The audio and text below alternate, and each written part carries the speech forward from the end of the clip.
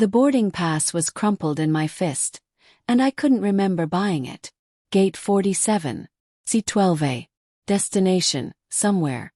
I didn't look at the screen when I clicked purchase. Didn't care if it was domestic or international. Didn't even pack a bag. I just used the one credit card Bradley didn't monitor.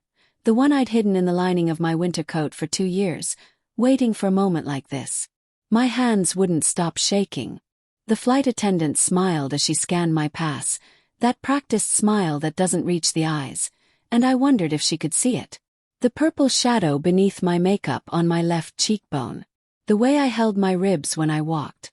The fact that I was wearing sunglasses indoors at 9 p.m. "Enjoy your flight, Mrs. Carmichael." I flinched at the name. At the Mrs. I wasn't that anymore. I couldn't be that anymore. I moved down the aisle, each step feeling like I was walking through water.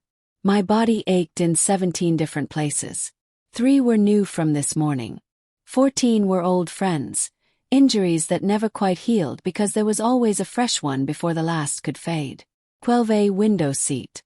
I collapsed into it and pressed my forehead against the cold plastic of the window shade, trying to remember how to breathe like a normal person, trying to convince my lungs that the danger had passed, that I was safe now, that he couldn't follow me onto a plane that was about to taxi in 11 minutes. Except I didn't feel safe. I felt like I was made of glass, and the slightest touch would shatter me into 1,000 pieces too small to ever put back together. The worst part wasn't the pain. It was the shame. The voice in my head that sounded suspiciously like Bradley, asking me who I thought I was. Telling me I'd never make it alone. Reminding me that I had no money, no job, no family who'd take me in after the last time I'd cried wolf and then gone back to him. He was right. Had nothing. But nothing was better than one more night in that house. "Excuse me." The voice came from above, smooth and low, with an accent I couldn't immediately place. Italian, maybe. I didn't look up. I couldn't let anyone see my eyes right now, couldn't let anyone ask if I was okay, because if one person showed me kindness I would break down completely. "You're in the window seat," the voice continued. I realized then that I was half blocking the aisle, my body angled wrong. I shifted, pulling my knees in even though it made my ribs scream, and the man slid past me into seat 12B. Caught only fragments. Black suit expensive. Hands with ink trailing up the knuckles. The scent of something dark and woody like cedar and smoke. He settled beside me without another word, and I was grateful. I didn't want conversation. I didn't want eye contact. I just wanted to disappear into this seat and wake up somewhere far away where Bradley's voice couldn't find me. The plane filled around us. A family with 2 young kids took the row ahead. A businessman across the aisle opened a laptop. Normal people doing normal things, and I was sitting here feeling like an alien who'd forgotten how to be human. I kept my sunglasses on even as the cabin lights dimmed. Kept my arms wrapped around my middle like I could hold myself together through sheer force of will. The man beside me didn't pull out a phone or a book. He just sat there, still and quiet. His presence somehow taking up more space than his body did. I could feel him in my peripheral vision, could sense the way he wasn't looking at me but was somehow aware of every breath I took. Should have frightened me. Strange man, confined space, nowhere to run at 30,000 feet. But I wasn't afraid of him. I was afraid of the phone in my pocket. My phone buzzed. My whole body went rigid. I knew without looking it was him.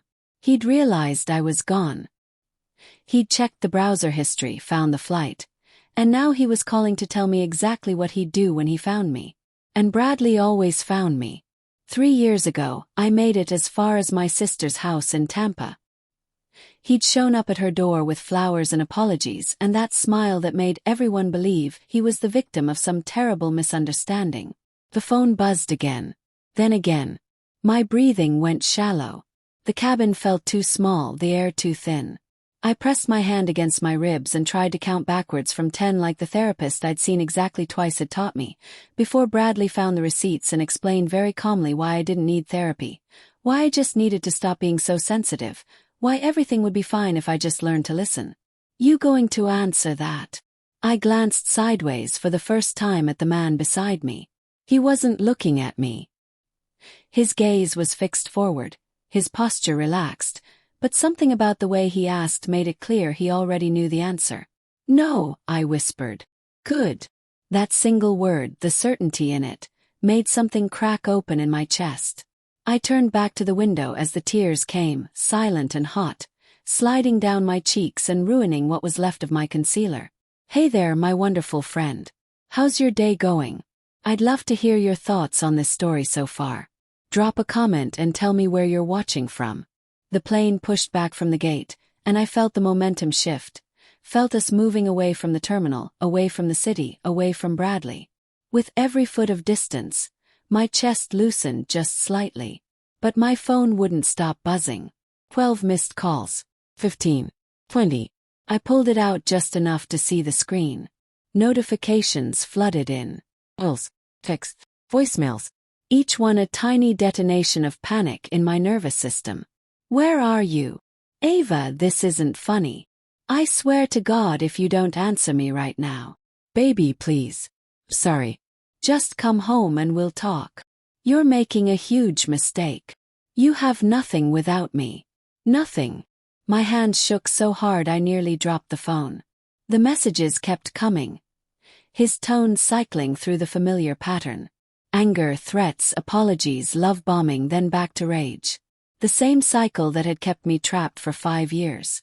"Give it to me." I blinked, confused, and turned to the man beside me. He was looking at me now, really looking, and I understood immediately why people probably didn't say no to him.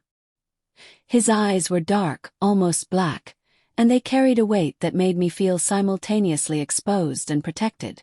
"Your phone," he said quietly. "Give it to me. I don't even know you."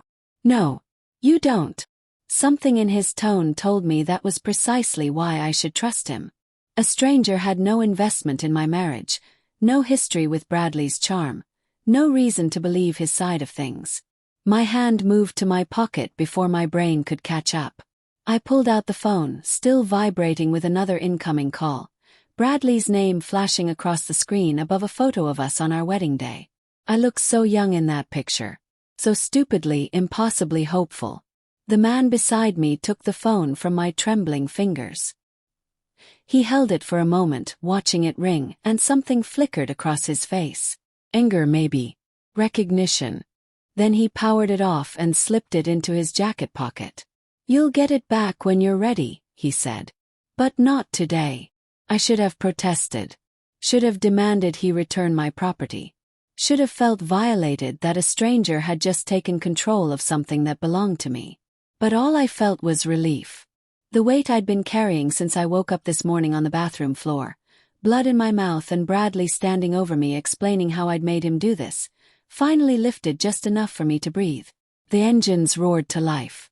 The flight attendant demonstrated the safety procedures I'd seen 100 times.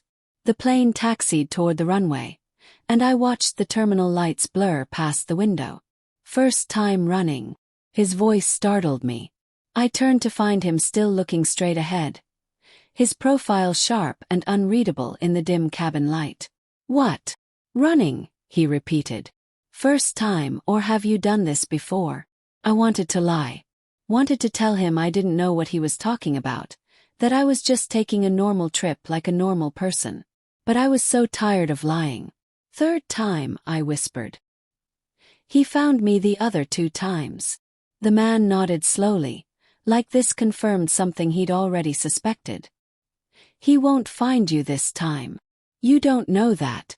You don't know him." "No." He turned to look at me then, and the intensity in his gaze made my breath catch. "But I know men like him. And I know how to make sure they don't find what they're looking for." There was something in the way he said it, a cold certainty that should have terrified me but instead made me feel safer than I'd felt in years. "Why do you care?" I asked. He was quiet for a long moment. The plane turned onto the runway, engines building to a scream. "Because nobody should look the way you look right now," he finally said. "And the man who made you look that way should pray I never meet him." The plane lifted off the runway, and I watched the ground fall away beneath us, the city lights becoming smaller and smaller until they looked like stars scattered across black velvet. I was airborne. I was free. And the stranger beside me, the one who'd taken my phone and my last connection to the nightmare I'd fled, still hadn't asked my name. But somehow he'd seen everything that mattered. The seatbelt sign dimmed overhead, but I kept mine fastened tight across my lap. Old habit. Bradley used to tell me I was paranoid, that my need to follow every rule to stay small and careful was proof of how weak I was. Maybe he was right. The man beside me unbuckled and shifted in his seat, angling slightly toward me. Not aggressive, just present. "Where's the plane going?" I asked, realizing I still didn't know. "Rome." Italy. I'd never been out of the country. Bradley said international travel was a waste of money, that I wouldn't appreciate it anyway, that I'd just embarrass him with my ignorance. "I don't have a passport," I said numbly. He reached into his jacket, the same pocket where he'd put my phone, and pulled out my wallet. My breath caught. I hadn't even felt him take it. "You do," he said, flipping it open to reveal the passport I'd gotten 2 years ago when Bradley promised we'd go to Paris for our anniversary. We never went. He'd bought a motorcycle instead. I stared at the little blue booklet, photo page showing a version of me that still had hope in her eyes. "How did you?" "You were sitting on it." "Back pocket. Terrible place to keep anything valuable." He handed the wallet back. "You're lucky it was me next to you and not someone else." I should have been angry, violated, but all I could think was that he was right. I was lucky. "Do you have a place to stay in Rome?" he asked. "No. Money."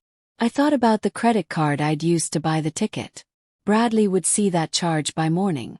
He'd cancel the card, report it stolen, do whatever he needed to do to cut off my resources. "Not really," I admitted. He nodded like he'd expected that answer. "You're going to stay with me." "I don't know you." "That's why it's safe." He doesn't know me either. The logic was sound, but my instincts were screaming. You don't go home with strange men.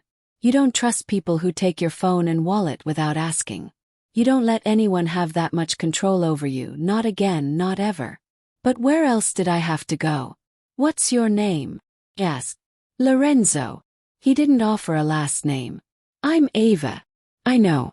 I saw your boarding pass when you dropped it getting into your seat." But because of course he'd noticed that. He seemed to notice everything. A flight attendant appeared in the aisle, polished smile in place. "Can I get you anything to drink?" "Water," I said quietly. "Whiskey neat," Lorenzo said. "And bring her a blanket." The attendant nodded and disappeared. I bristled slightly at him ordering for me, making decisions without asking, but then I realized I was freezing. The shock was wearing off, and my body was starting to register everything I'd put it through in the last 12 hours. "You're not afraid of me," Lorenzo said. It wasn't a question. Should I be? Most people are. "What do you do?" He smiled, just barely, and it didn't reach his eyes. "Import and export." 'Twas a lie. Or at least not the whole truth. But I wasn't in a position to judge anyone for their secrets. The flight attendant returned with our drinks and a blanket. Lorenzo took his whiskey and I wrapped myself in the thin airline fabric, trying to stop my teeth from chattering. "When's the last time you ate?" he asked. I tried to remember. Yesterday. The day before. Time had become liquid and strange. "I don't know." He flagged down the attendant again and ordered 2 meals, extra bread, a fruit plate. When the food came, I stared at it like I'd forgotten what it was for. "Eat," Lorenzo said firmly. "I'm not hungry." "Your body doesn't care. Eat." There was command in his voice, the kind of authority I'd learned to obey without question, and my hands moved automatically, tearing off a piece of bread, bringing it to my mouth. Tasted like absolutely nothing. I chewed mechanically, swallowed, repeated. Lorenzo watched me eat the way someone might watch a wounded animal, clinically assessing whether it would survive. "How long were you married?" he asked. 5 years. "How long was it bad?" I wanted to say it wasn't always bad. That there were good moments, that Bradley could be kind when he wanted to be, generous even, and that the problem was me, my inability to just be better, easier, less difficult. But sitting here at 30,000 feet with a stranger who'd shown me more care in 20 minutes than my husband had in years, I couldn't make myself lie. From the beginning, I whispered. I just didn't want to see it. Lorenzo took a slow sip of his whiskey. We believe what we need to believe to survive. That's not weakness. That's adaptation. Something about the way he said it made me think he wasn't just talking about me. Have you ever been married? Yes. No. Why not? Because I've seen what happens when you give someone that much power over you. It never ends well. He was right. God, he was so right. I managed half the meal before my stomach rebelled. Lorenzo didn't push. He just signaled for the attendant to clear the trays and ordered me tea. The cabin lights dimmed further as other passengers settled in to sleep. The family in front of us had finally gotten their kids quiet. The businessman across the aisle was snoring softly. But I couldn't sleep. Every time I closed my eyes, I saw Bradley's face, heard his voice, felt his hands. Tell me about Rome, I said, desperate for a distraction. Lorenzo glanced at me, something shifting in his expression. What do you want to know? Anything. Everything. I've never been anywhere. So he told me. About the Colosseum at sunrise when the tourists haven't arrived yet. About the small trattoria near the Pantheon where the owner makes pasta by hand every morning. About the way the Tiber River looks at night, lights reflecting off the water like scattered gold. He spoke carefully, precisely, painting pictures with his words, and I realized he was doing exactly what I'd done. Distracting me. Keeping me tethered to the present so I wouldn't spiral into the past. You'll like it there, he said finally. It's a good place to disappear. Is that what you do? Disappear? When I need to. What are you running from? His jaw tightened almost imperceptibly. Who says I'm running? You're on a plane to Rome at midnight with no luggage. Just like me. He smiled then, a real smile that transformed his entire face. You're more observant than you think. I've had to be. The smile faded. Yes, I imagine you have. My eyelids were finally getting heavy, the adrenaline crash hitting me all at once. I tried to fight it, afraid of what I'd dream, but my body had other plans. Sleep, Lorenzo said quietly. I'll keep watch. You don't have to do that. I know. But there was something in his voice that told me he would anyway. That for reasons I didn't understand, this stranger had appointed himself my guardian, at least for the duration of this flight. I let my eyes close. Just before sleep took me, I felt him drape his jacket over my shoulders, adding warmth to the thin airline blanket. And for the first time in 5 years I fell asleep without fear. I woke to someone shaking my shoulder. My eyes snapped open and I jerked back, arms flying up to protect my face, a small sound escaping my throat that I hated myself for. We're landing, Lorenzo said, pulling his hand back immediately. 20 minutes. My heart hammered against my ribs. The cabin was bright now, morning sun streaming through the windows. I'd slept the entire flight. Sorry, I muttered, lowering my arms. I didn't mean to. Don't apologize for that. His voice was hard. Not ever. I nodded and looked out the window. Below us, terracotta roofs sprawled across rolling hills. Boom. I was actually in Rome. The landing was smooth. We taxied to the gate and everyone stood at once, grabbing bags from overhead compartments. Lorenzo stood and I realized how tall he was. At least 6'2". He moved through the crowd like water, people unconsciously stepping aside. I followed close behind, no luggage to collect, nothing but the clothes on my back and the wallet in my pocket. Customs was a blur. Lorenzo guided me through with a hand at the small of my back, never quite touching but always there. His passport got a longer look from the agent, some brief Italian exchanged, but then we were through. The morning air outside the airport was warm and smelled like espresso and diesel fuel. A black car was already waiting at the curb, engine running. "This is yours?" "Yes." "A friend's." The driver was a massive bald man with a scar running through his eyebrow. He nodded at Lorenzo, looked at me with undisguised curiosity, but said nothing. We slid into the back seat. The leather was soft, expensive. The kind of car Bradley always wanted but could never afford on his sales manager salary. As we pulled into traffic, my stomach dropped.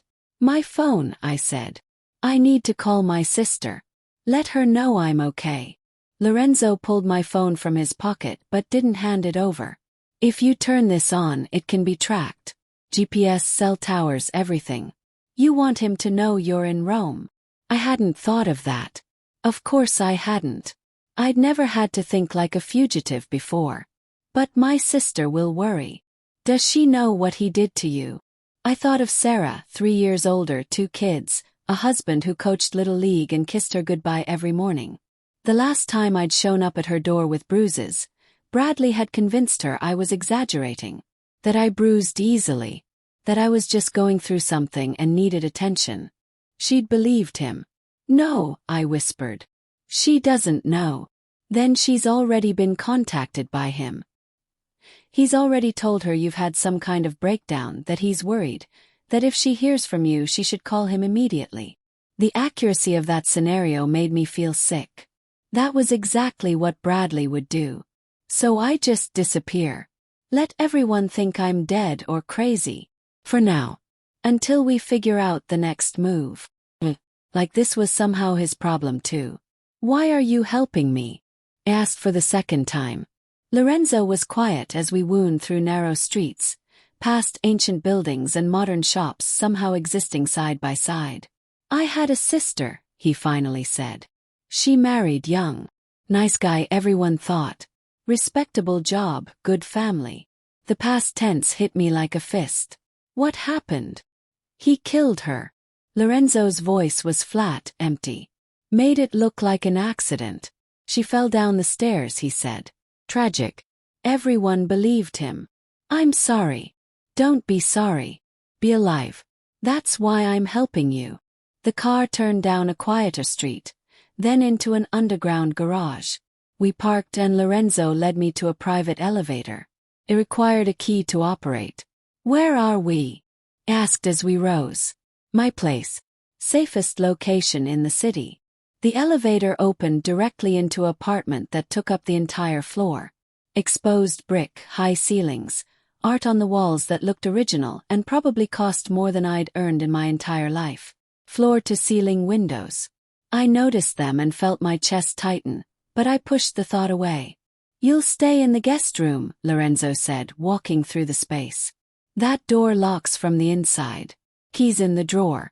You lock it every night if it makes you feel safer." He was giving me control. The ability to keep him out. Something in my chest loosened. "There's clothes in the closet, different sizes. Take what fits. Bathroom's stocked. You need anything else, you tell me." I stood in the middle of his living room feeling completely untethered from reality. 12 hours ago I was in New Jersey. Now I was in Rome in a strange man's apartment with no money, no plan, and a husband who was probably tearing apart our house looking for clues. "I can't pay you back," I said, "for any of this. I'm not asking you to." "Then what do you want?" Lorenzo turned to face me fully, and there was something in his expression I couldn't read. "I want you to stay alive. I want you to heal. And when your husband comes looking, because he will, I want you to let me handle it." Chill ran through me. Handle it how? However necessary. There should have been fear. This man was clearly dangerous, clearly connected to things I didn't understand, clearly capable of violence. But all I felt was relief. "Okay," I whispered. Okay, we'll stay. I'll let you help." It was insane. Reckless. I was trading one controlling man for another, wasn't I? Jumping from one prison into another. Except Lorenzo had given me a locked door. Had asked permission. Had handed me choices instead of taking them away. Maybe that was the difference. "Get some rest," he said. "We'll talk tonight about what comes next." I nodded and moved toward the guest room. paused at the door. Lorenzo. Yes. Thank you. He studied me for a long moment. Don't thank me yet, Ava. This isn't over. It's just beginning. I should have asked what he meant. Should have demanded answers about who he really was, what he really did, what I just agreed to. But I was so tired. I went into the room, found the key in the drawer exactly where he said it would be, and locked the door. Then I collapsed on the bed and let myself fall apart. Outside, through the door, I heard Lorenzo make a phone call in rapid Italian. Caught only one phrase clearly. Find everything about Bradley Carmichael. Everything. And I realized the point of no return wasn't getting on that plane. It was right now. I woke to knocking. For a second I forgot where I was. Then it all came back. Boom. Lorenzo. Running. Ava, it's me. I have food. I unlocked the door. Lorenzo stood there with a tray holding pasta, bread, and wine. He looked different. The suit was gone, replaced by a simple black shirt. More human somehow. What time is it? Yes. 7. You slept 14 hours. I had. My body felt heavy, disconnected. Eat, he said, setting the tray on the small table by the window. Then we need to talk. The pasta was simple but perfect. I ate in silence while Lorenzo sat across from me, watching with that same assessing look. I had someone look into your husband, he said finally. My fork stopped halfway to my mouth. Bradley Carmichael, 38. Sales manager at a pharmaceutical company. Clean record, not even a parking ticket. Goes to church every Sunday. Coaches youth baseball. Each detail felt like a knife. That was the Bradley everyone else saw. The good guy. He filed a missing persons report 6 hours after your plane took off, Lorenzo continued. Told the police you've been struggling with depression. That you stopped taking your medication. That he's terrified you might hurt yourself. My hands started shaking. That's not true. I've never been on medication. I'm not depressed, I'm being abused. No. But he's building a narrative. Making himself the concerned husband. Making you unstable. Why? Because when he finds you, he needs everyone to believe you came back willingly. That you just needed help. It gives him cover. I set down my fork, appetite gone. You think he'll find me? I think he'll try. Lorenzo leaned forward. Your sister received a call from him this morning. So did your old college roommate. Your former boss. He's reaching out to everyone you've ever known, painting himself as desperate and worried. Sarah will believe him. Probably. But that works for us.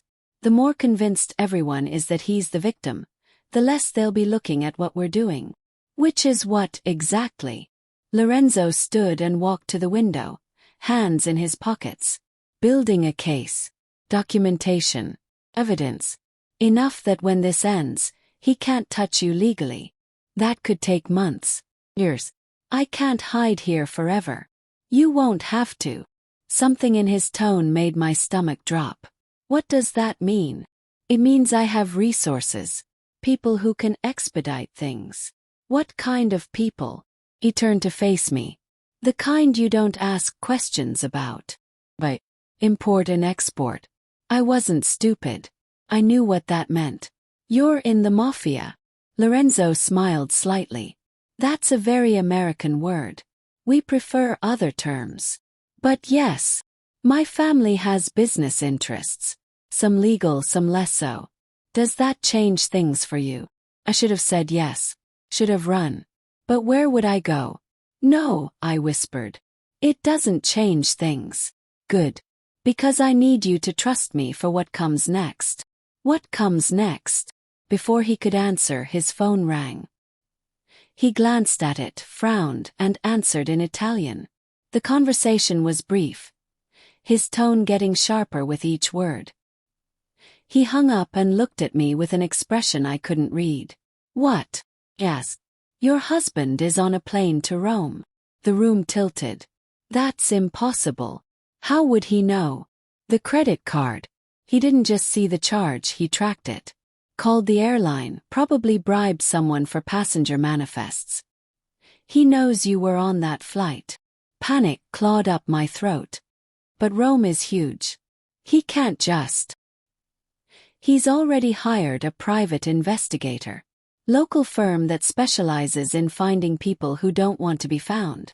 I stood, needing to move, needing to do something. Then I'll leave. Go somewhere else. Paris, London, I don't. Running again won't work. He's got resources now, attention on this. You run, he follows. It becomes a pattern. Then what do I do? Lorenzo crossed to me, close enough that I had to look up to meet his eyes. You let me handle this. You stay here, stay hidden, and you let me do what I'm good at. Which is making problems disappear. The weight of those words settled over me. He wasn't talking about legal solutions.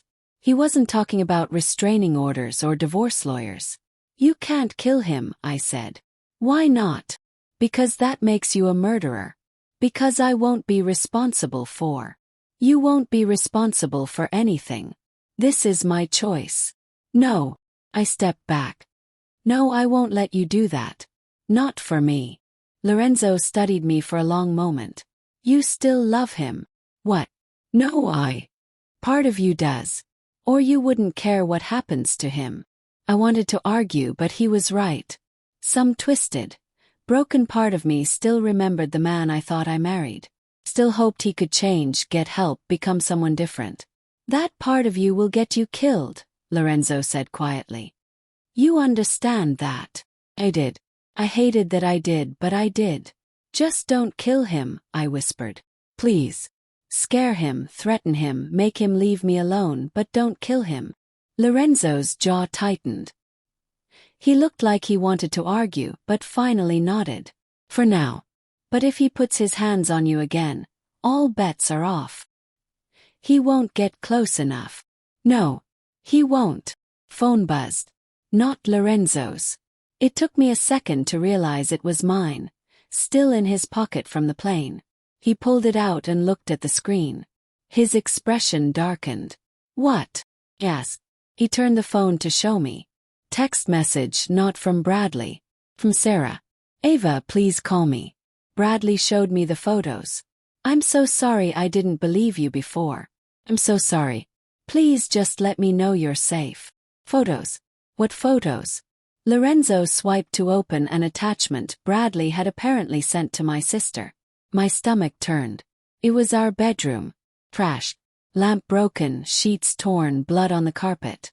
It looked like a crime scene. He did that, I breathed. After I left. He destroyed everything and made it look like there was a struggle.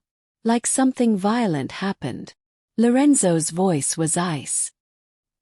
He's setting up a narrative where you're either dead or you hurt him. Either way, he's the victim. My knees went weak. I sat down hard on the bed. He's not going to stop, I said. He's never going to stop. No, Lorenzo agreed. Men like him don't stop. They escalate. Then what do I do? Lorenzo pocketed the phone and looked at me with something that might have been regret. You prepare for war. 3 days passed in Lorenzo's apartment like living in a dream. He taught me Italian phrases. Showed me how to make proper espresso. Sat with me in the evenings while I slowly remembered what it felt like to exist without fear. I started to believe I might actually be safe. That was my first mistake.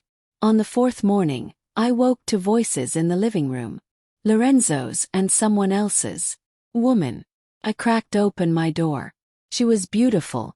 Dark hair, expensive clothes, the kind of effortless elegance I'd never possessed. She was speaking Italian too fast for me to follow, her tone sharp. Lorenzo's response was calm but firm. The woman said something else. Then her eyes found me standing in the doorway. Her expression changed. Something cold and assessing. So this is her, she said in perfect English. The stray you picked up. Chiara, Lorenzo said, a warning in his voice. What? I'm not allowed to meet your new pet project.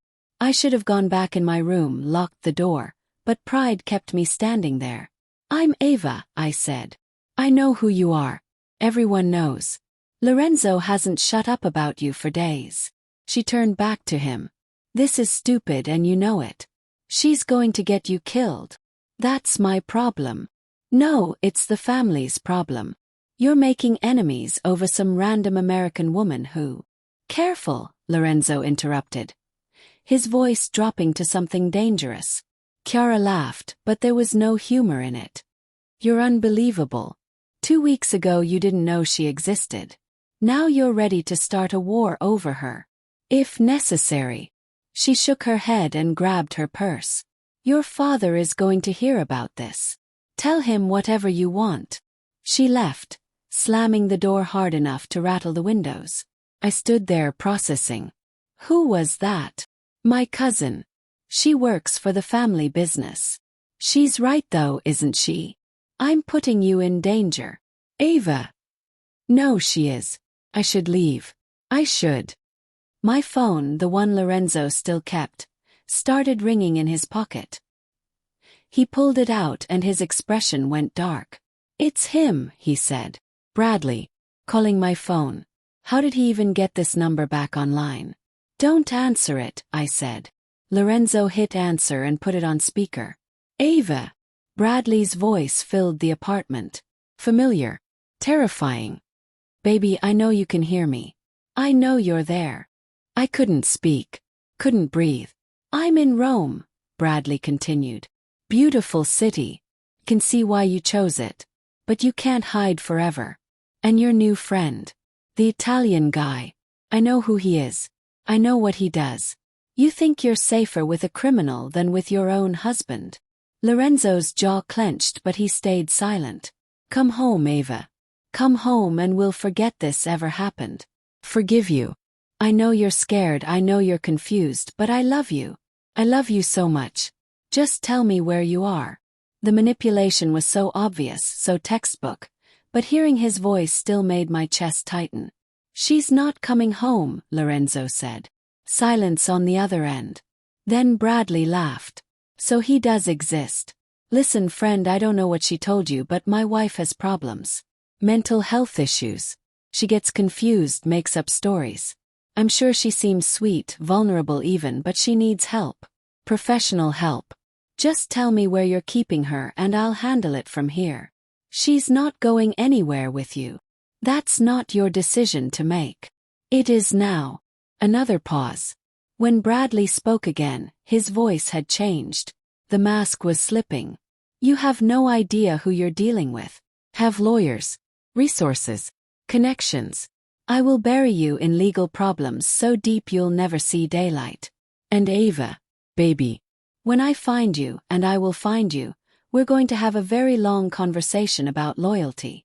The threat was clear. I felt my old fear rising, choking me. Lorenzo ended the call. He's bluffing, he said. No, he's not. Bradley doesn't bluff. He just waits until he can hurt you worse than you expect. He's not going to. The apartment door exploded inward. Not literally. But it burst open, and suddenly there were men everywhere. Dark suits, official-looking badges. Polizia. Everyone on the ground. I dropped immediately, hands over my head, every instinct from living with Bradley kicking in. Lorenzo moved slower, hands visible, calculating. An officer grabbed me, hauled me up. Ava Carmichael. I couldn't speak. Your husband filed a report. Says you were kidnapped. Says this man is holding you against your will. That's not true, I managed. I came here willingly. I'm leaving him. You can explain at the station. Come with us. No, Lorenzo said. She's not going anywhere. 2 officers moved to block him. Sir, step back. She's under my protection.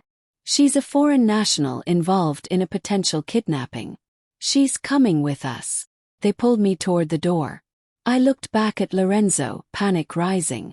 It's fine, he said, but his eyes told a different story. Don't say anything. I'll have you out in 2 hours. But he was wrong.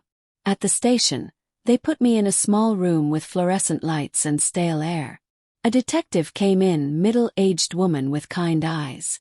Mrs. Carmichael, I'm Detective Rossi. Your husband is very worried about you. I'm leaving him. I have the right to. Of course you do. But he's shown us concerning evidence. Photos of your home. Signs of violence. He believes you may have been coerced by Lorenzo De Luca. I wasn't. He helped me. He saved me. From your husband. Yes. She slid a folder across the table. These are Mr. De Luca's arrest records. Assault. Racketeering. Suspected involvement in 3 murders, though nothing was ever proven. This is who you chose to trust. I stared at the papers. I'd known Lorenzo was dangerous. But seeing it laid out like this, official and documented, made it real in a way it hadn't been. He never hurt me, I whispered. Not yet. But men like him don't help people for free. What does he want from you, Ava? Nothing. He just. Did he ask you to do anything? Carry anything? Sign anything? No. Has he been controlling? Monitoring your movements? Keeping you isolated? Every question was designed to make Lorenzo sound like Bradley. To blur the lines between protection and possession. It's not like that, I said. Then what is it like? I couldn't answer. Because I didn't actually know. I'd known Lorenzo for 4 days. 4 days and I'd handed him my entire life. God, what had I done? Your husband is outside, Detective Rossi said gently.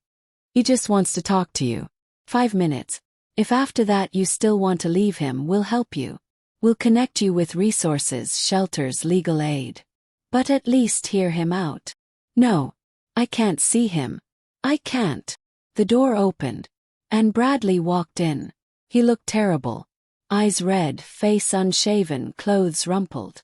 The picture of a man destroyed by worry. Ava, he breathed. Oh God, Ava. He moved toward me and I flinched back so hard I hit the wall. Detective Rossi saw it.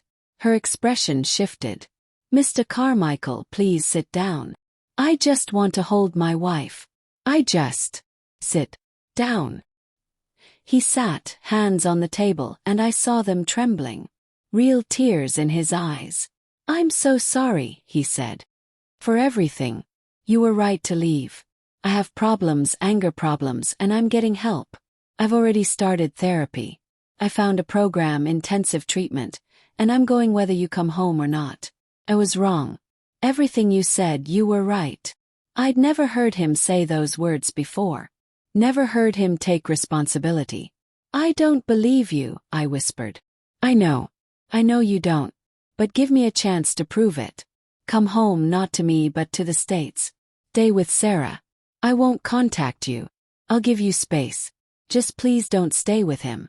That man is dangerous, Ava. He's using you for something, and when he's done. He's not using me. Then what does he want? I couldn't answer. Because I still didn't know. Bradley leaned forward. Please, baby. Love you. I know I have a terrible way of showing it, but I do. And I can't lose you. I can't survive losing you. For one horrible second, I almost believed him. Almost fell back into the pattern of hoping this time would be different. Then I saw it. The smallest flash of something in his eyes. Triumph. Victory. He thought he was winning. No, I said. I'm not going anywhere with you. His expression hardened for just a fraction of a second before the mask came back. Okay, he said softly. Okay. Then I'll wait. However long it takes. I'll wait for you. Detective Rossi stood. Mrs. Carmichael is free to go. We have no grounds to hold her. She's free to go back to a wanted criminal. Bradley demanded. She's free to make her own choices. Bradley stood too, and I saw the rage simmering under his controlled exterior. Fine, he said. But when something happens to her, when he shows his true colors, it's on you. He left. I sat there shaking. You're sure about this? Detective Rossi asked. About going back to De Luca. I wasn't sure about anything anymore. But I knew I wasn't going back to Bradley. Yes, I said. She drove me back to Lorenzo's building herself. Walk me to the door. If you need help, she said, handing me a card. Real help. Call me. I went upstairs expecting Lorenzo to be waiting. The apartment was empty. I found the note on the kitchen counter. My father has called me back to Sicily. Family emergency. I'll return as soon as I can. You're safe here. Don't open the door for anyone. I read it 3 times. He was gone. I was alone in a foreign country with no money, no phone, and a husband who now knew exactly where I was.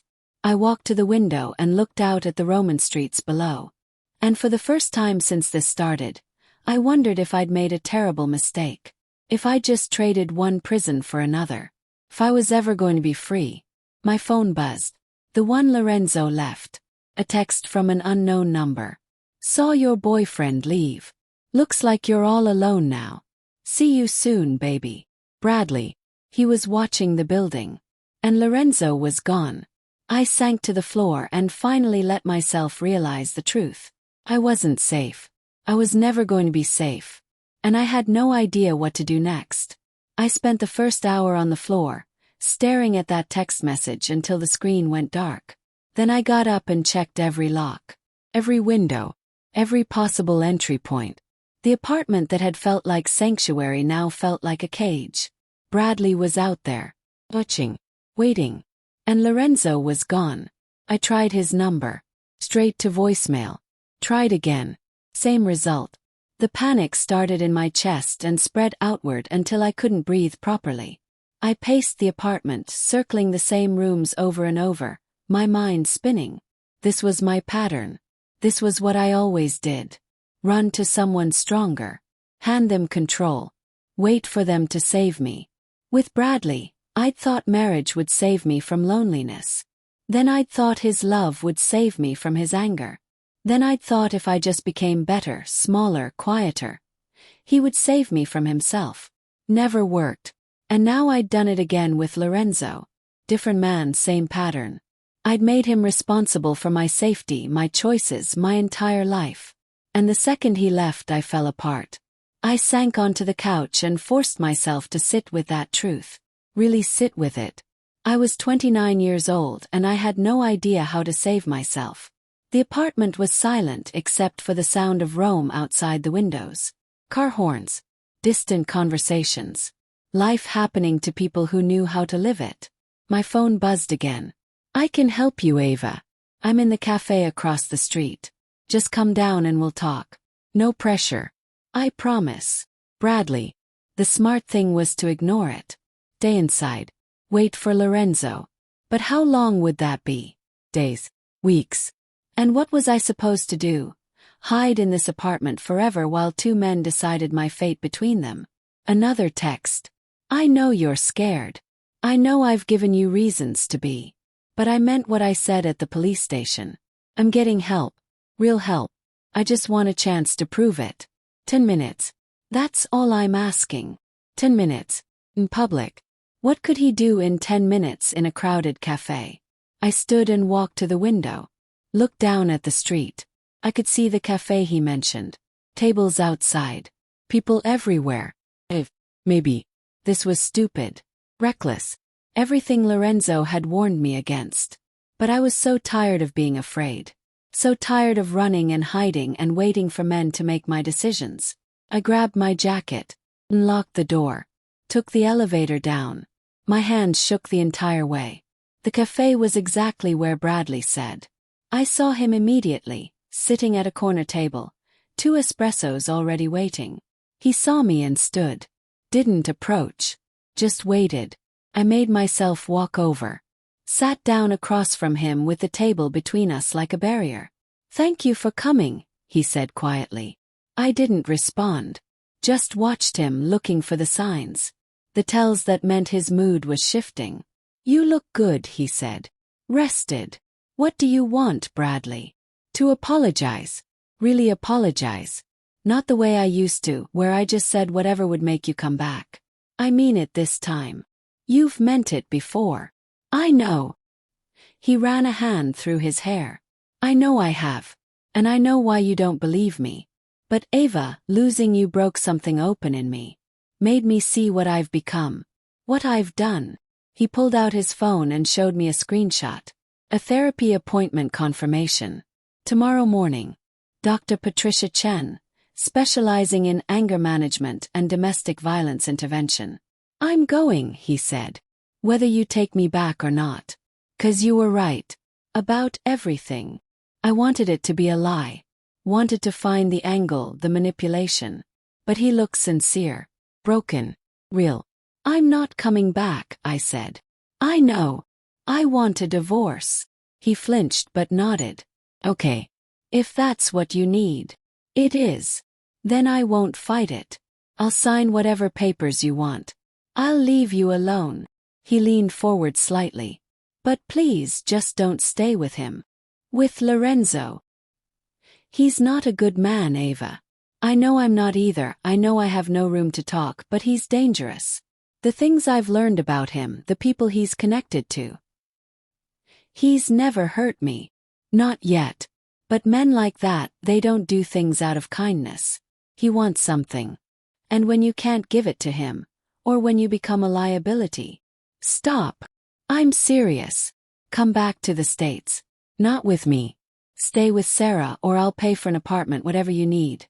Just get away from him before it's too late. For the first time, I heard genuine fear in Bradley's voice. Not for himself. For me. It was the fear I'd always wanted him to show. Concern that felt real. And I hated that it was working. I need to think, I said, standing. That's all I'm asking. Just think about it. He didn't try to touch me. Didn't follow me. I'll be in Rome for 2 more days. Here's my hotel information if you change your mind. He slid a card across the table. I took it without knowing why. Then I left. I made it halfway back to Lorenzo's building before I had to stop, leaning against a wall, trying to remember how to breathe. What was I doing? Bradley had just offered me everything I'd wanted. Apologies. Therapy. Freedom to leave. No fight, no drama. And Lorenzo had left me alone in a foreign country with no explanation and no timeline for return. Which man was really dangerous? My phone rang. Not Bradley this time. A video call from an unknown number. Answered. Lorenzo's face filled the screen. Behind him I could see stone walls, dim lighting. Are you okay? He asked immediately. Where are you? Sicily. My father had a stroke. I'm handling family business until he recovers. When are you coming back? He hesitated. I don't know. It's complicated. Bradley is here. He's watching your building. He texted me. Lorenzo's expression darkened. Did you respond? I should have said no. Should have lied. I met him. At a cafe. He wanted to talk. Silence. Lorenzo's jaw worked. He could have taken you, he said finally. He didn't. He just wanted to apologize. And you believed him. I don't know what I believe anymore. The words came out sharper than I intended. You left. You said you'd protect me and then you just left. My father is dying. I know. And I'm sorry. But I'm here alone and Bradley is offering me a way out and you're hundreds of miles away telling me what not to do. What way out? Divorce. No contest. He'll let me go. At what cost? Why does there have to be a cost? Why can't he just be genuine for once? Lorenzo leaned closer to the camera. Because men like him don't change. They adapt. They find new strategies. But they don't change. And what about men like you? Question hung between us. I never claimed to be anything other than what I am, Lorenzo said quietly. Which is what? My protector. My jailer. What am I to you, Lorenzo? He was quiet for a long moment. Behind him, someone called his name in Italian. I have to go, he said. Don't leave the apartment. Don't see him again. I'll be back as soon as I can. And if you can't, what am I supposed to do? Just wait indefinitely while you handle your life and Bradley handles his and I just exist in between. Ava. I'm not doing this anymore. I'm not being the thing that gets protected and moved around and decided for. I'm done. What does that mean? It means I'm making my own choices now. Whether you like them or not. I ended the call. Stood there in the street shaking. For the first time in my entire adult life, I'd set a boundary. Said no. Claimed my own agency. Felt terrifying. Felt right. I looked down at the hotel card Bradley had given me. Then at Lorenzo's building across the street. 2 different prisons. 2 different men offering 2 different versions of safety. But maybe safety wasn't what I needed. Maybe what I needed was to finally learn how to stand on my own. I pulled out Detective Rossi's card. The one she'd given me at the station. And I made a choice that belonged only to me. Called her.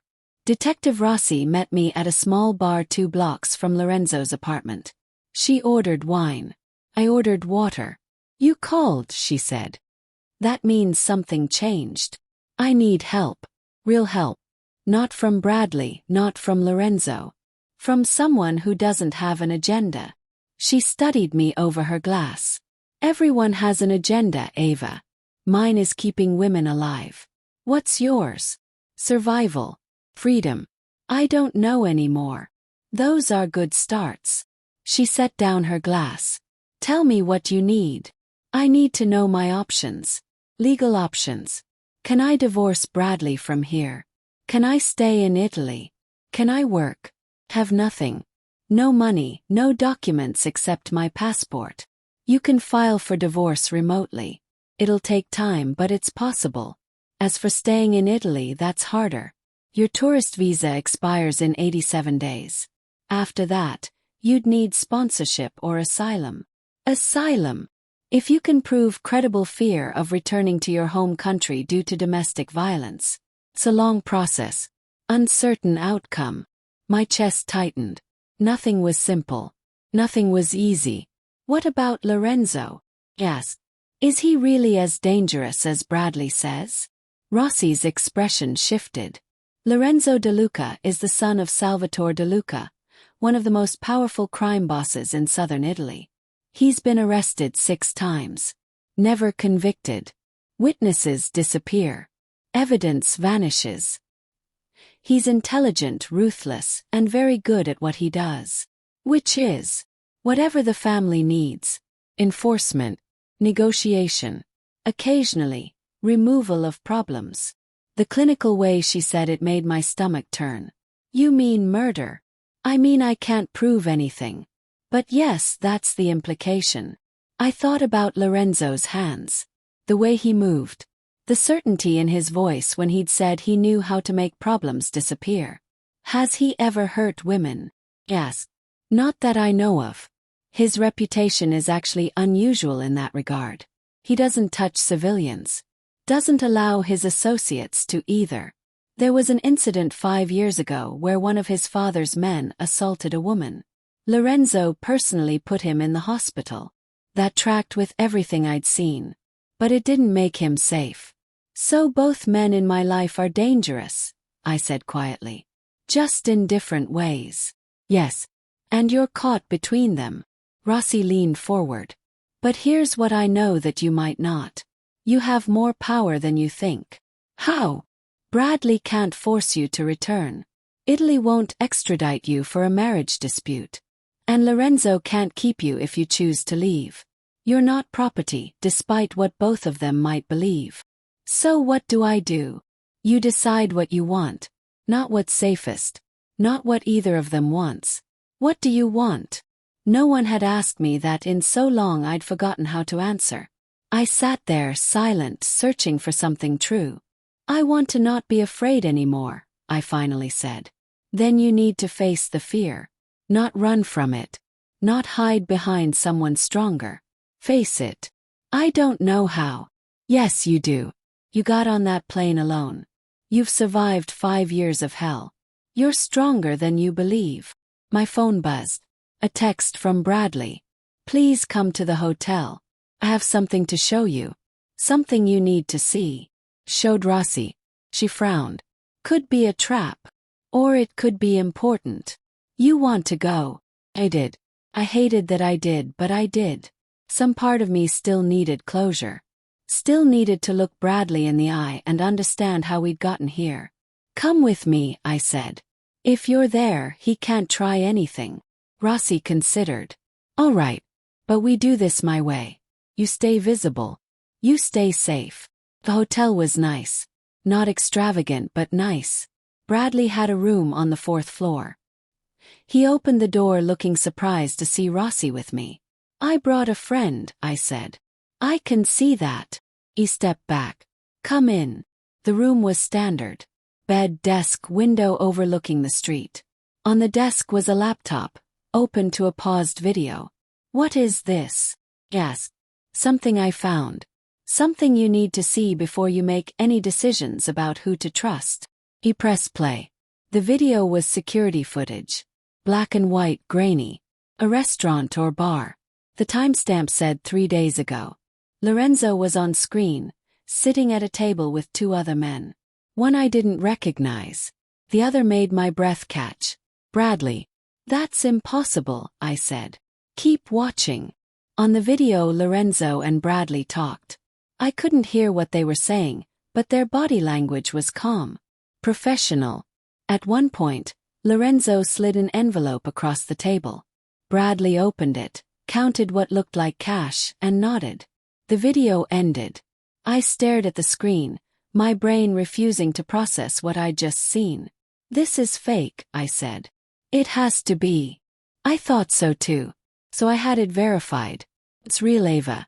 Your protector and your husband had a meeting 3 days before you ran. Before you even got on that plane. The room tilted. What are you saying? I'm saying this whole thing might have been a setup. I'm saying Lorenzo De Luca didn't find you by accident on that plane. I'm saying you need to ask yourself why a mafia boss would help a random stranger, and what he might have been paid to do. Well, no, that didn't make sense. But the video was right there. What did you pay him for? I asked Bradley, my voice barely working. I didn't pay him anything. That's him paying me. Look closer at who's handing over the money. I looked again. He was right. Lorenzo was paying Bradley. Why would he pay you? Bradley's expression was genuinely confused. I don't know. I didn't even know this meeting happened until my investigator found the footage. I thought maybe he was paying me to stay away from you. But that doesn't make sense either because this was before you left. My mind raced through possibilities, each one worse than the last. Rossi stepped forward.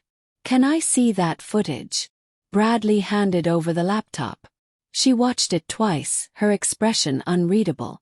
This is from a known De Luca family establishment, she said. That third man is Antonio Russo, one of Salvatore's oldest associates.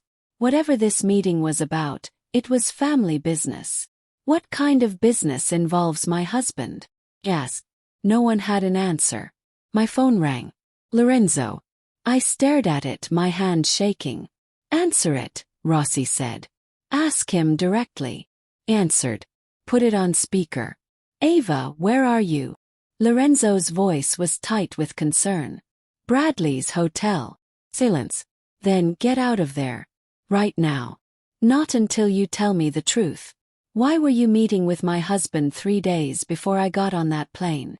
The silence stretched so long I thought he'd hung up. It's not what you think, he finally said. Then what is it? I can't explain over the phone. You need to trust me. Trust you. You've been lying to me since the moment we met. I've been protecting you. From what? A situation you created. Ava, listen to me very carefully. Bradley is not who you think he is. That meeting was about him, not you.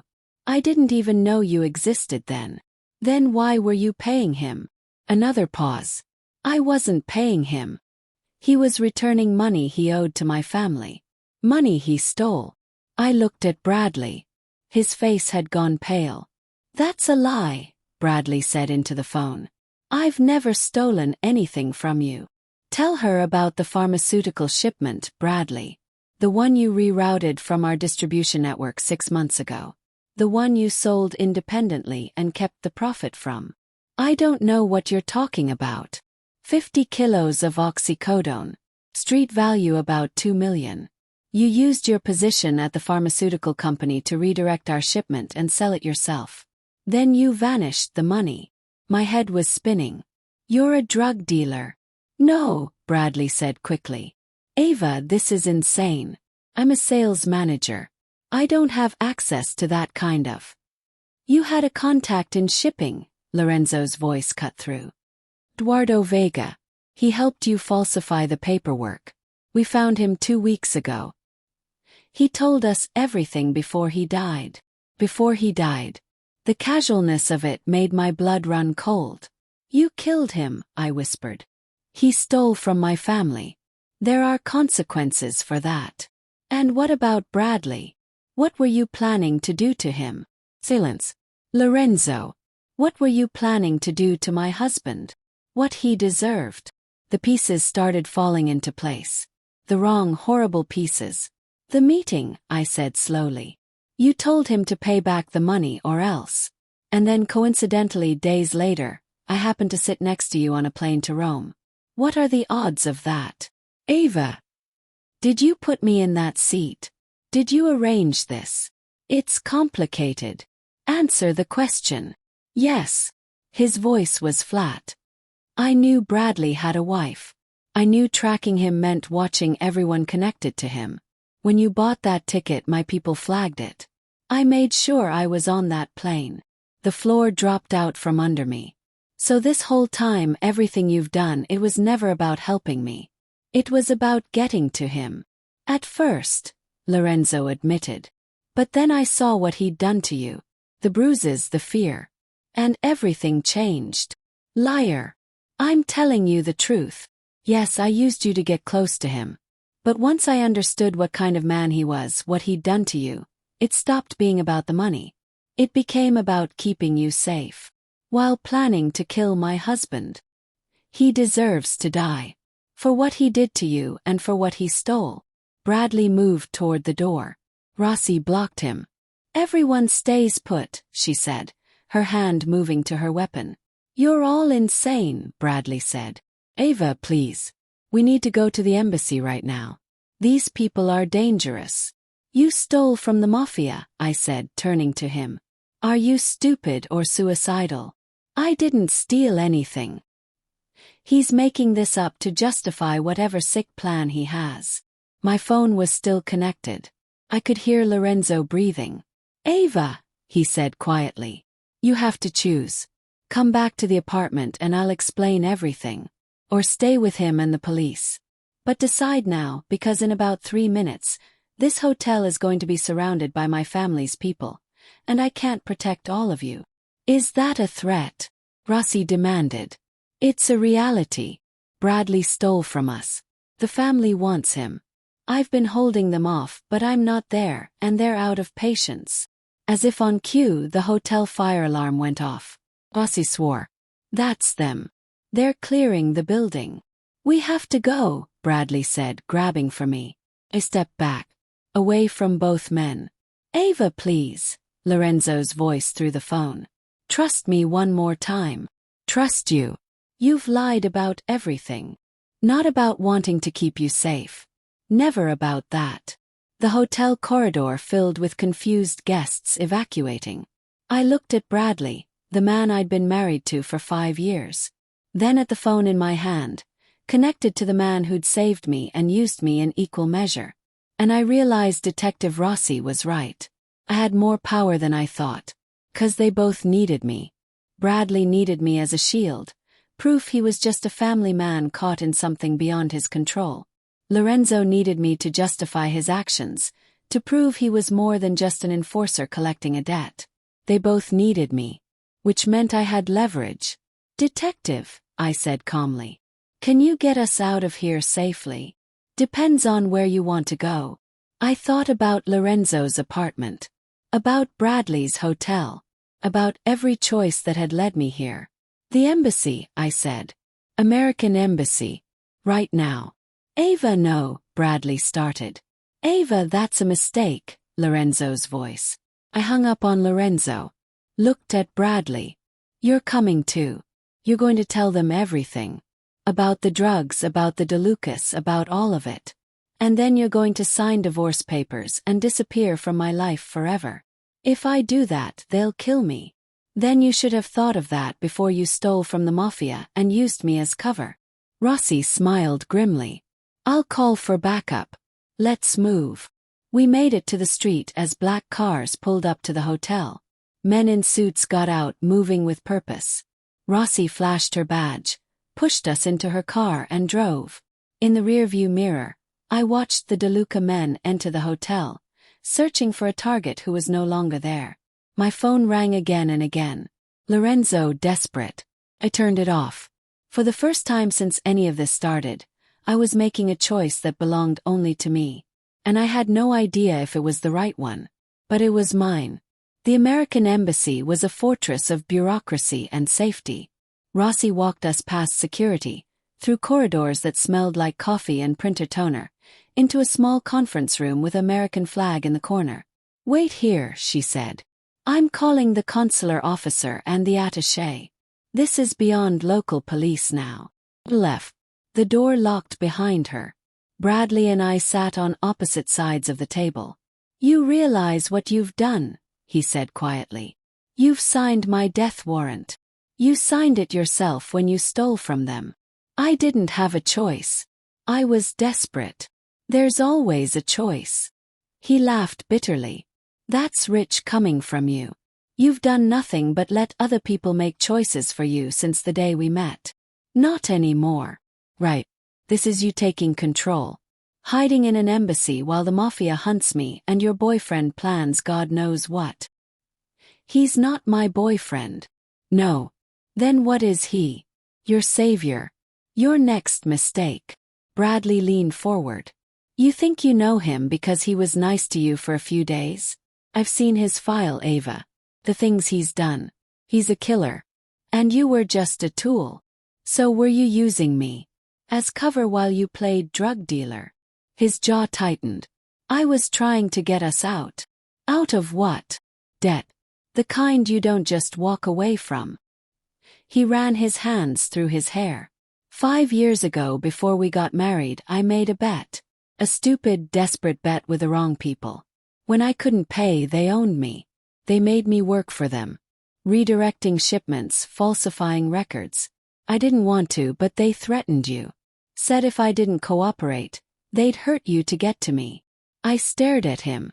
You're saying you abused me to protect me? No. No. The abuse was real. That was me.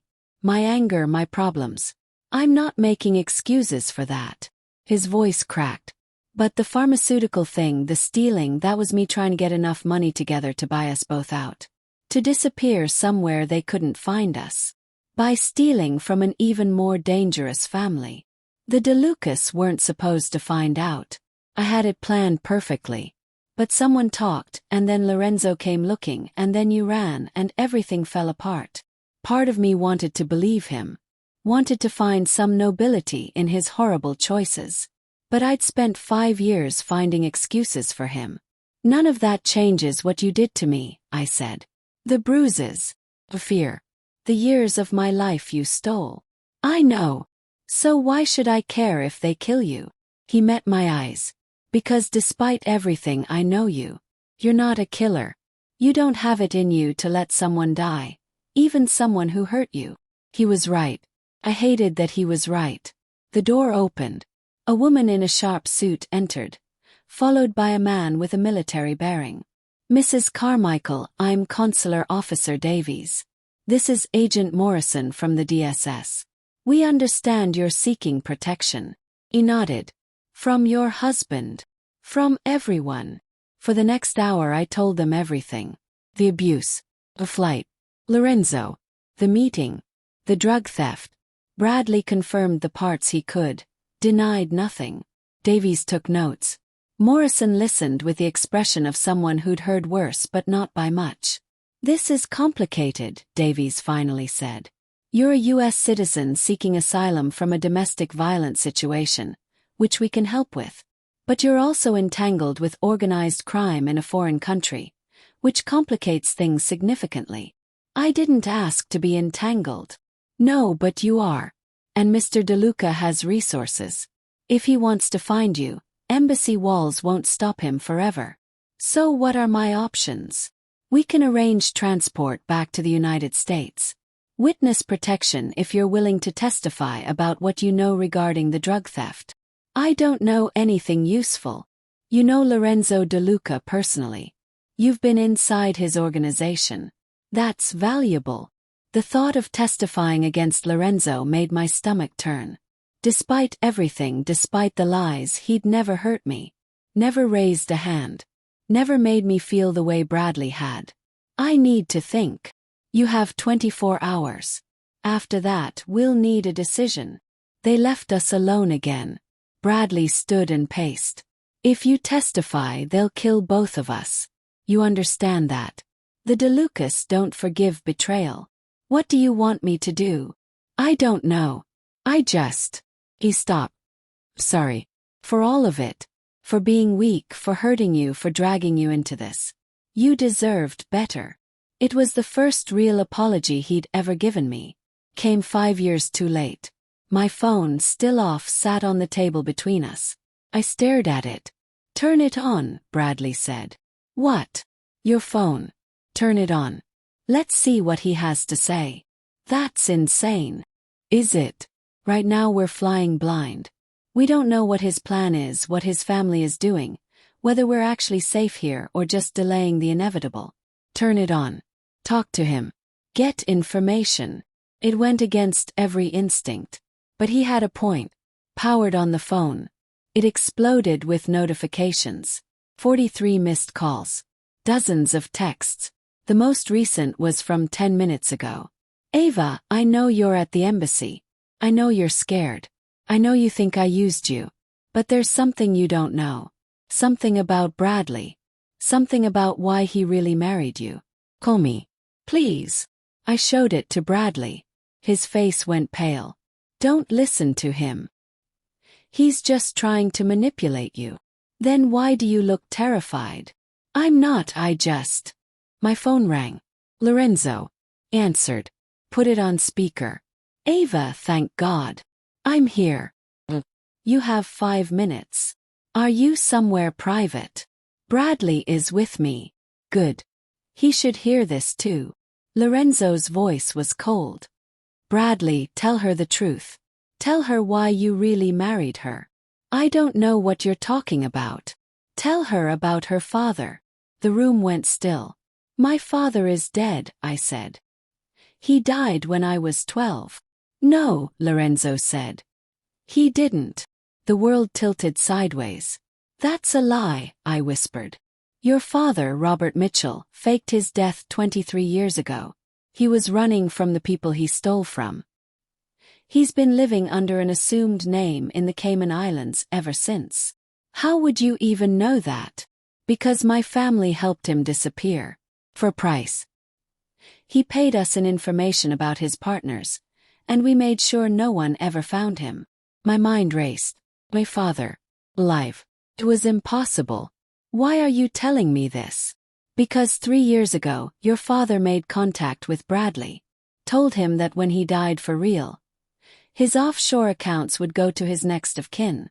His daughter. $22 million, Ava. That's what you're worth. I looked at Bradley. He'd gone completely white. Tell me he's lying, I said. Bradley was silent. Tell me you didn't marry me for money I didn't even know existed. It wasn't like that. First, yes, okay. Your father contacted me because I worked at a bank where he had accounts. He wanted someone to watch over you, make sure you were taken care of. He offered me a finder's fee to marry you, keep you stable, keep you safe until he passed and you could inherit. A finder's fee. 200,000. But Ava, I fell in love with you. Really? The money stopped mattering. When did he die? When does the money come to me? Bradley didn't answer. Lorenzo did. 2 years ago. Your father died 2 years ago. The money has been sitting in probate waiting for you to claim it. But you couldn't claim it if you didn't know it existed. And Bradley couldn't access it unless he was your widower. The implication hit me like a train. You were going to kill me. No, Bradley said quickly. I thought about it. I won't lie. When things got bad between us, when I needed the money to pay off my debts, I thought about it. But I could never do it. I'm a lot of things, but I'm not a murderer. Just someone who beats his wife and plans her death. So much better. Ava, please. Is that why you came to Rome? One last chance to finish the job. I came because I was trying to protect you from him. Bradley pointed at the phone. The DeLucas found out about your father's money. They want it. That's why Lorenzo was so eager to help you. That's why he's been keeping you close. He's going to marry you, kill me, and take everything. That's not true, Lorenzo's voice cut through.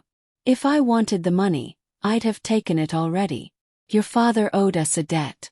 That money is technically ours. Then why didn't you? Yes. Silence. Lorenzo. Why didn't you take the money? Because when I met you, when I saw what Bradley had done to you, you reminded me of my sister. And I realized some things are worth more than money. Like what? Like watching you become strong enough to save yourself. Tears burned my eyes. I didn't know what was true anymore. Didn't know who to believe. Both of you want something from me, I said. Bradley wants me dead so he can inherit. Lorenzo wants me alive but controlled. Neither of you actually sees me. Neither of you cares what I want. That's not fair, Bradley started. Isn't it? Lorenzo, if you really wanted me to save myself, why didn't you just tell me about the money? Why all the games? Because I needed to know you'd be strong enough to survive having it. Money like that destroys people. Makes them targets. I needed to know you could protect yourself before I gave you that kind of ammunition. So you put me through hell as some kind of test. I kept you alive while your husband decided whether to kill you. You don't know that he would have. Yes, Ava. Do. Because 2 weeks before you got on that plane, Bradley purchased the life insurance policy on you. $5 million. The application is public record. I looked at Bradley. Is that true?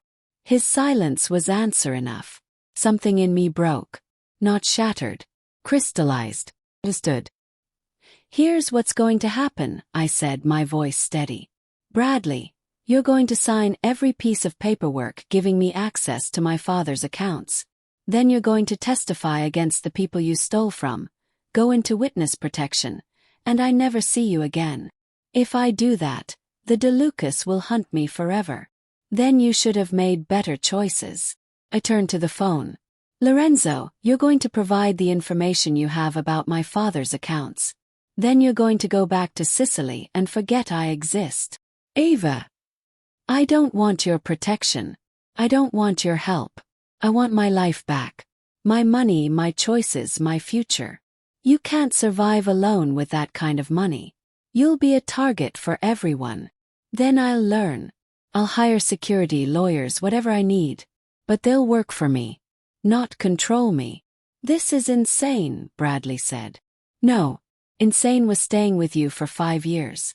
Insane was trusting Lorenzo. This is the first sane thing I've done in a decade. I walked to the door. Look. Agent Morrison opened it. I need a lawyer, I said. The best one you know. And I need access to my father's estate files. All of them. Morrison looked surprised but nodded. I'll make some calls. I turned back to Bradley and the phone one last time. You both underestimated me. You both thought I was weak, broken, controllable. But you taught me something valuable. What's that? Lorenzo asked. How to be ruthless. I left the room. Behind me, I heard Bradley swearing and Lorenzo calling my name. But I didn't look back. For the first time in my entire life, I walked forward. Into uncertainty. Into fear. Into freedom. And I walked alone. 6 months later. I stood in front of floor-to-ceiling windows overlooking the Thames, coffee in hand, watching London wake up beneath a grey sky. The irony wasn't lost on me.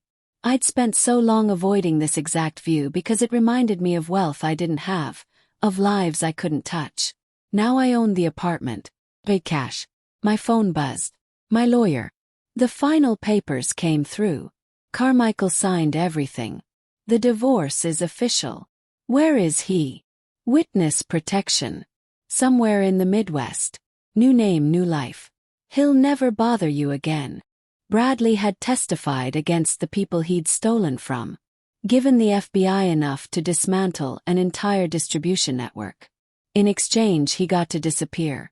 Sometimes I wondered if he thought about me, if he regretted the choices that led him to that new life, that new name, that permanent exile from everything he knew. Mostly I didn't think about him at all. And the DeLuca family? Yes. No movement. Whatever arrangement you made seems to be holding. Arrangement. That was one word for it. After I'd claimed my inheritance, Lorenzo had sent a messenger. Not a threat. An invoice. His family had helped my father disappear. Had protected him for 20 years. They wanted compensation. Paid it. $7 million. A third of everything I'd inherited. It was worth it for the peace. Thank you, I told my lawyer. Send me the final accounting. I hung up and returned to the window. The apartment was quiet. I'd hired staff, a housekeeper who came twice a week, a driver for when I needed one. But mostly I was alone. Learning to be alone. It was harder than I'd expected. Loneliness had a weight to it, a presence that filled rooms and pressed against my chest in the dark. But it was my loneliness. My choice. My space. I'd started therapy 3 months ago. Twice a week with Dr. Okonkwo, a woman who didn't let me hide behind polite answers. She made me say the ugly things out loud. Made me sit with the shame and the anger and the grief. It was working. Slowly. My hands didn't shake anymore when someone knocked unexpectedly. I could sleep through the night without checking the locks twice. I'd started taking a self-defense class at a gym in Kensington. Last week, I'd thrown a man twice my size. Felt incredible. The intercom buzzed. Ms. Mitchell, you have a visitor. Mitchell. My father's name. The name I'd taken back after the divorce. Who is it? Was. He says his name is Lorenzo DeLuca. My coffee cup stopped halfway to my mouth. I hadn't seen him since Rome. Hadn't spoken to him since the phone call at the embassy. Send him up. I don't know why I said it. Curiosity, maybe. Or unfinished business. I set down my coffee and waited. The elevator opened directly into my apartment. Lorenzo stepped out, and I was struck by how different he looked. Tired. Older somehow. Nice place, he said, glancing around. Thank you for not breaking in. He smiled slightly. I thought about it. Decided you'd probably have me shot. I would. I know. We stood there, two people who'd saved and used each other in equal measure, trying to figure out what came next. How did you find me? Yes. Please. You bought this apartment through a shell corporation, but the corporation was registered to a law firm that does work for 3 other clients with DeLuca connections. It took me 20 minutes. I should fire my lawyer. You should hire better shell corporations. Despite everything, I almost smiled. Why are you here, Lorenzo? He walked to the window, stood where I'd been standing, looked out at the same view. My father died, he said quietly. 2 weeks ago. I'm sorry. Don't be. He was a bastard who built an empire on suffering. The world is better without him. Then why do you look sad? Because he was still my father. Lorenzo turned to face me. I'm out. Out. The family. The business. All of it. I gave my share to my cousins, walked away. I'm done. I studied his face, looking for the lie. Found only exhaustion. People don't just walk away from that life. They do if they have enough money and enough dirt on the right people to ensure nobody follows. He pulled an envelope from his jacket. I came to give you this. I took it carefully. Inside was a check. For $7 million. I don't understand. The money you paid us. It wasn't a legitimate debt. Your father didn't owe us anything. We extorted him, then extorted you. It was wrong. So this is guilt. This is making things right. I held the check, this piece of paper that represented so much. Blood money, guilt money, apology money. I can't take this. Yes, you can. Lorenzo. Ava, listen to me. I lied to you. I used you. I put you in danger to settle a debt that had nothing to do with you. That money is the least of what I owe you. You also saved my life. Did I? Or did I just delay Bradley until I could figure out how to profit from the situation? Does it matter? I'm here. I'm alive. I'm free. Because of you. Not me. He was right. In the end, I'd saved myself. What will you do now? Yes. I don't know. I've never been anything but what my family made me. I'm 40 years old and I have no idea who I am without them. I understood that feeling more than he knew. You could stay, I said, surprising myself. In London. Figure it out here. Why would you want that? Good question. After everything he'd done, everything I'd been through, why would I want Lorenzo De Luca anywhere near me? Because you saw me, I said quietly. On that plane when I was broken and terrified, you saw me. Not what you could get from me, not right away. You saw a person in pain and you helped. Maybe for the wrong reasons eventually. But in that moment, it was real. It was.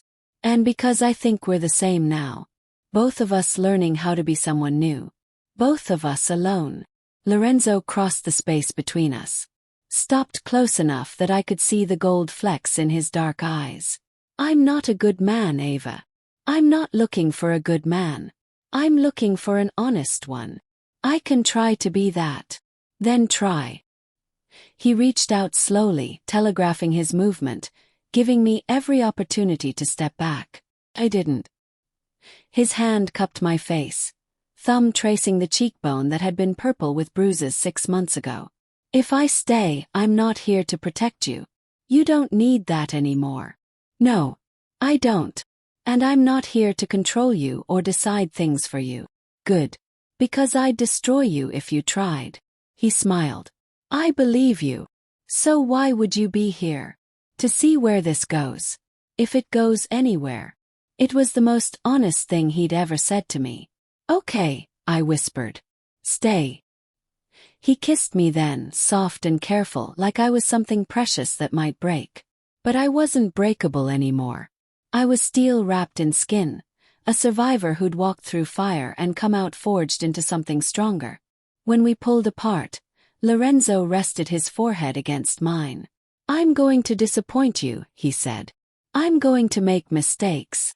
Probably. And I'm going to call you on every single one. I wouldn't want it any other way. My phone buzzed. A text from Dr. Okonkwo, reminding me of tomorrow's session. I have to go, I said. Therapy appointment. Want company? No. Some things I need to do alone. I understand. He moved toward the elevator, then paused. Ava. Thank you. For what? For giving me a chance to be better than I was. After he left, I stood at the window again, holding the check he'd returned. $14 million remained from my father's accounts. More money than I'd ever imagined having. Blood money. Stolen money. Money my father had accumulated by betraying his partners, then hidden while I grew up believing he was dead. Money Bradley had married me to steal. Money the DeLucas had tried to claim. Money that had nearly cost me my life. I could give it away. Donate it all to domestic violence shelters, organizations that helped women like me. Or I could keep it. Use it. Build something new. I thought about the girl I'd been 6 months ago. Shaking hands, swollen eyes, boarding a plane with no luggage and no plan. Just the need to disappear. I'd succeeded. That girl had disappeared completely. In her place stood someone new. Someone who'd learned that survival wasn't enough. That freedom had to be claimed, not given. That the only person who could save me was me. My phone rang. Unknown number. I almost didn't answer. Then something made me pick up. Ms. Mitchell. A man's voice, American accent. My name is Robert Chen. I'm an attorney representing your half-sister, Elizabeth Mitchell. She'd very much like to meet you. Half-sister. I'd spent 29 years thinking I was alone in the world. Apparently I was wrong. Tell her I'll think about it, I said. She's actually in London right now. She could meet you today if you're available. I looked around my empty apartment. Looked at the check in my hand. Looked at my reflection in the window, A woman I barely recognized and was just beginning to know. Tomorrow, I said. Tell her tomorrow. I hung up and smiled.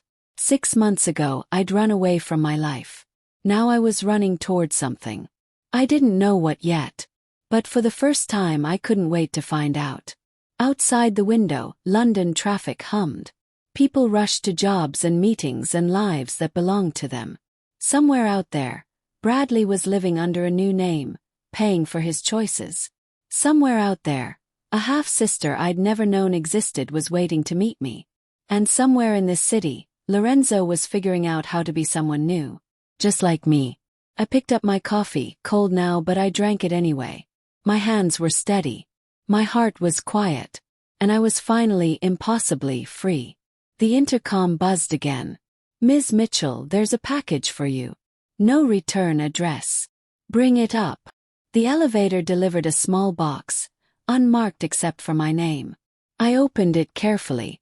Inside was a single item. Plane ticket. Destination, Cayman Islands. Departure. Open. And a note in handwriting I didn't recognize. Some questions can only be answered in person. Your father may be gone, but his story isn't finished. Come find the truth when you're ready. Or don't. The choice, as always, is yours. No signature. I held the ticket, this invitation to another mystery, another risk, another step into the unknown. 6 months ago I would have thrown it away. Too dangerous. Too uncertain. Now I tucked it into my desk drawer. Not today. Maybe not tomorrow. But someday when I was ready, I'd take that flight. I'd find those answers. Because I wasn't running anymore. I was choosing. And that made all the difference.